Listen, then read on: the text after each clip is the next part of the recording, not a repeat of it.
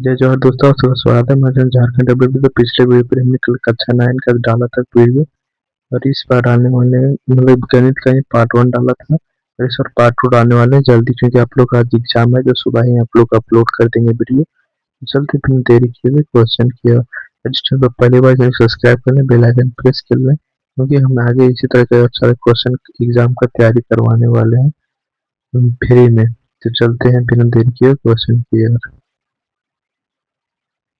तो question number 1 में है 0.3 बार का पी और बाई क्यू का रूप क्या होगा। इसका सही आंसर है 1/3 से सही आंसर है। क्वेश्चन नंबर 2 के चलते हैं 64 का 1/2 का मान क्या होगा। 64 का पावर 1/2 का मान क्या होगा। तो अगर किस मतलब अगर यहाँ 2 होता है 2/2 तो 64 ही हो जाता है इसका आंसर। तो 1/2 तो इसमें किसका स्क्वायर करेंगे जो कि 64 हो जाएगा। तो 4 का करेगा 16 होगा, 8 का करेंगे तो 64 होगा, यानी कि ऑप्शन नंबर बी इसका सही आंसर। क्वेश्चन नंबर 3 की ओर चलते हैं। क्वेश्चन नंबर 3 में 1/√7 माइनस √6 का परिमेयकरण करने से क्या होगा, क्या प्राप्त होगा।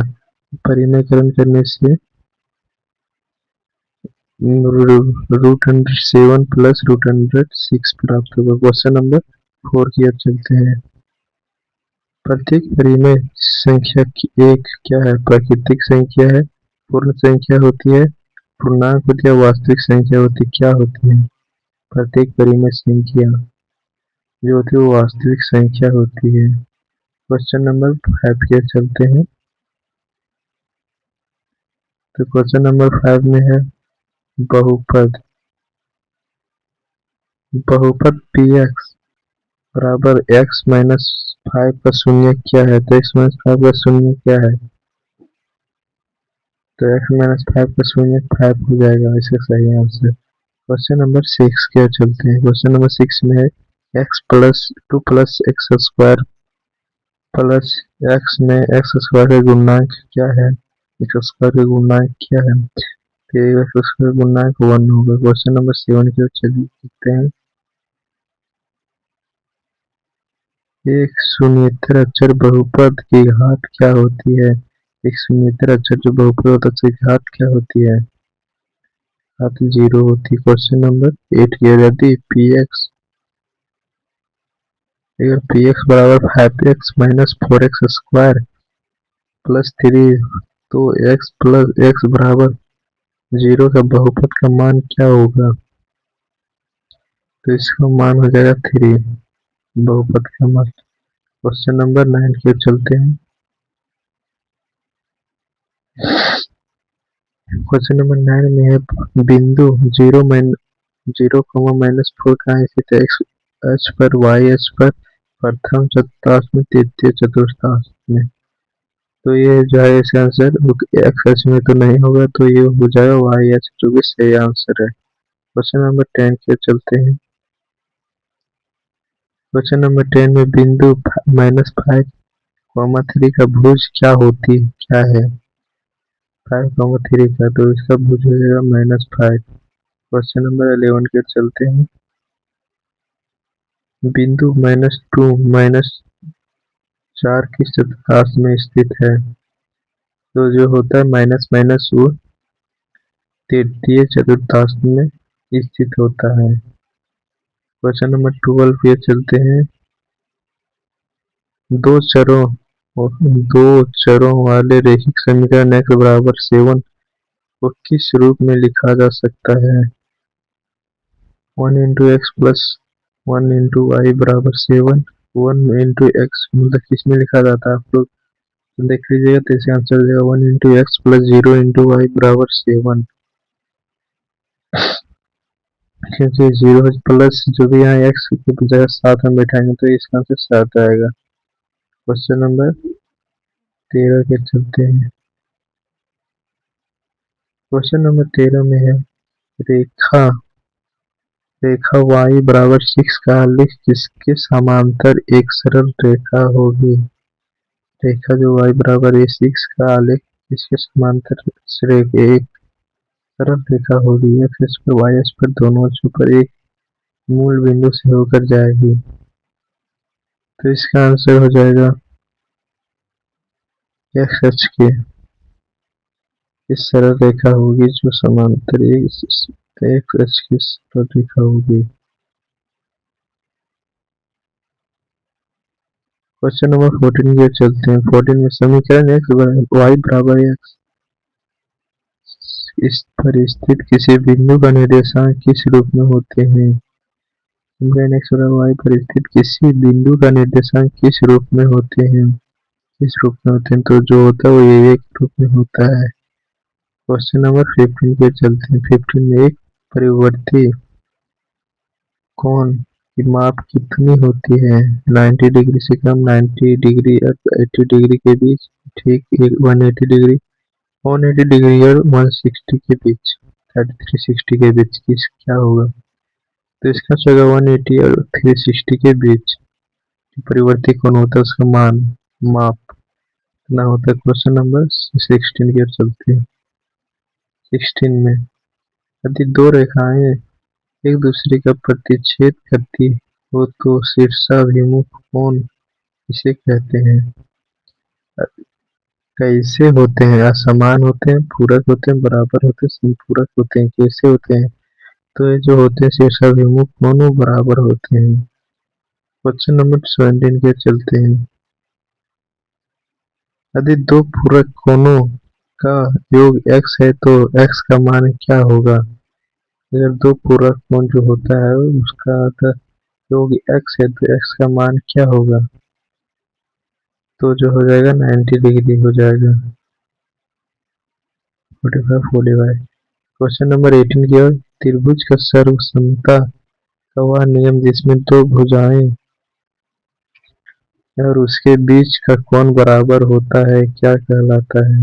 S S S, S A S ए, R H S, R H S क्या कहलाती है। तो जो होता है S A S. Option number B हो जाएगा इसका सही आंसर। क्वेश्चन नंबर 19 की ओर चलते हैं।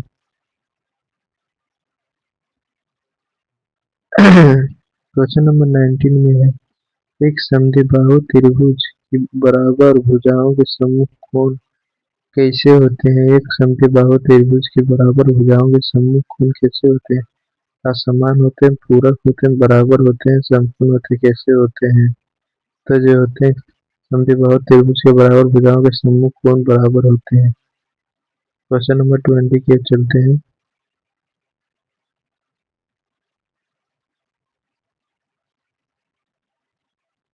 क्वेश्चन नंबर 20 में त्रिभुज एबीसी में यदि AB बराबर AC है और त्रिभुज बी बराबर 50 डिग्री तो कोण C का मान क्या होगा।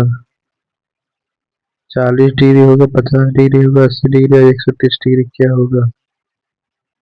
इसका जो हो जाएगा 50 डिग्री ये भी हो जाएगा वो जो होता है डिग्री सी का कोण का मान। Question number 21।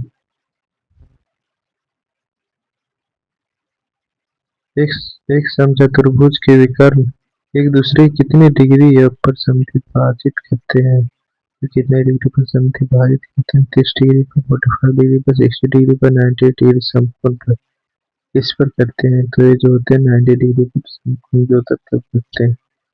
क्वेश्चन नंबर 22 के चलते हैं बिना देरी किए हुए। 22 में है ये वह चतुर्भुज जिसकी सम्मुख भुजाएं का केवल एक युग्म समांतर हो क्या कहलाता है। तो जो एक भुज समांतर होती है वह समलंब कहलाती है। Question number 23। प्रत्येक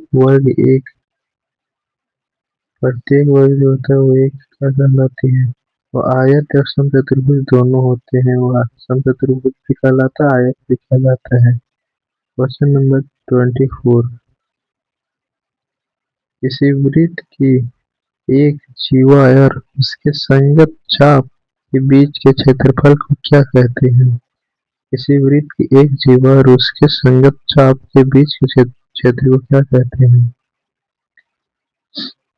तो उसको हम वृत्त खंड कहते हैं। Question number 25। अर्धवृत्त का कोण कितना होता है? जो अर्थ है जो पूरा गोल नहीं रहता उसका कितना मान कितना होता है, कोण कितना होता है? तो उसका कोण जो होता है 90 डिग्री होता है। Question number 26। वृत्त के केंद्र की जीवा का डाला गया लंब जीवा का क्या करता है?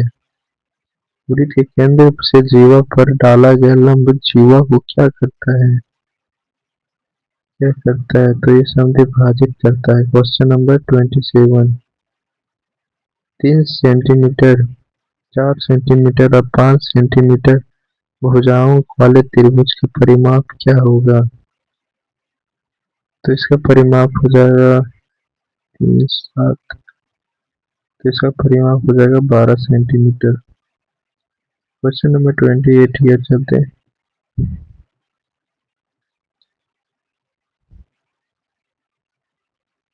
28 में हेरोन के सूत्र में एस का क्या दर्शाता है? हेरोन के सूत्र में एस क्या दर्शाता है?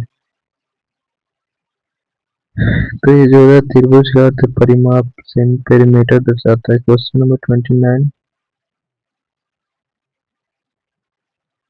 2 मीटर लंबी, 3 मीटर चौड़ी और 4 मीटर ऊंची एक घनाभागार टंकी का आयतन क्या होगा?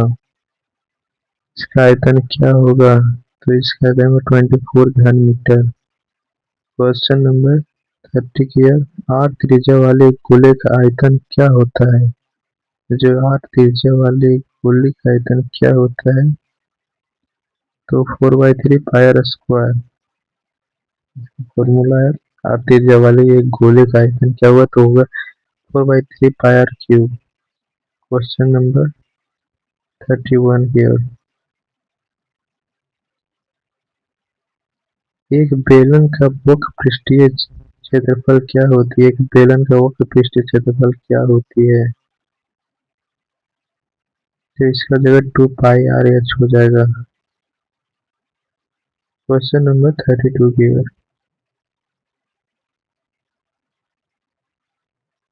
क्वेश्चन नंबर 32 में एक शंकु आनिकोण का तिर्यक ऊंचाई का सूत्र क्या है? जो शंकु है उसकी तिर्यक ऊंचाई का सूत्र क्या है?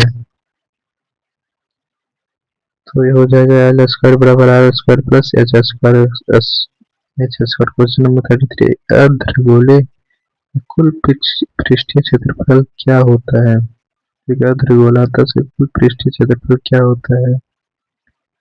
तो इसका 3πr² हो जाएगा।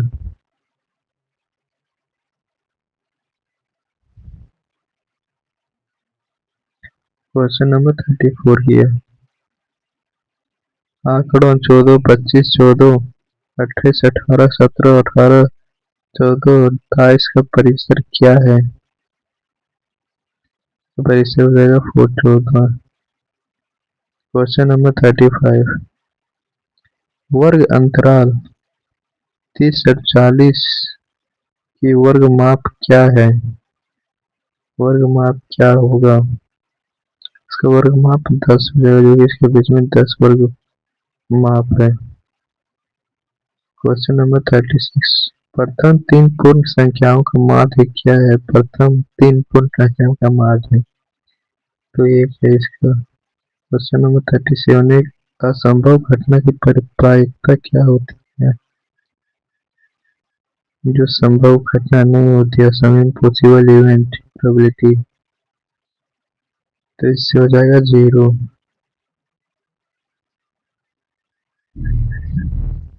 क्वेश्चन नंबर 38 की है।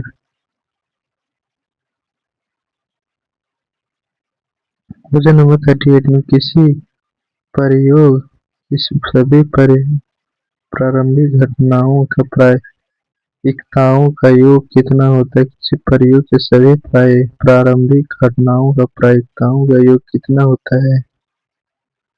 तो इसका योग कितना होता है?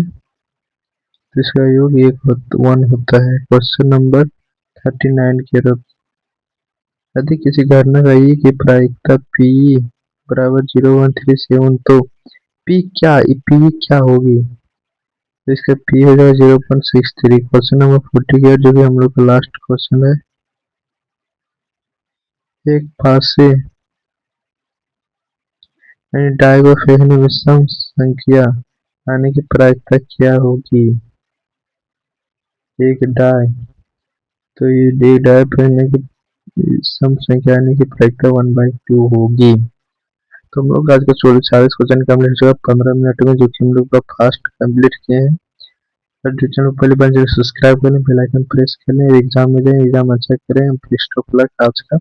तो कल का एक वीडियो और लेके आएंगे, रात को लाइव चलाएंगे, चलेगा ठीक है, क्योंकि नेटवर्क की प्रॉब्लम भी अब यहाँ पर बहुत है, इसलिए प्रीमियर में ही डाल देंगे ताकि आप लोग देख लें। तो जय जवाहर जय झारखंड, फिर मिलते हैं अगली वीडियो में।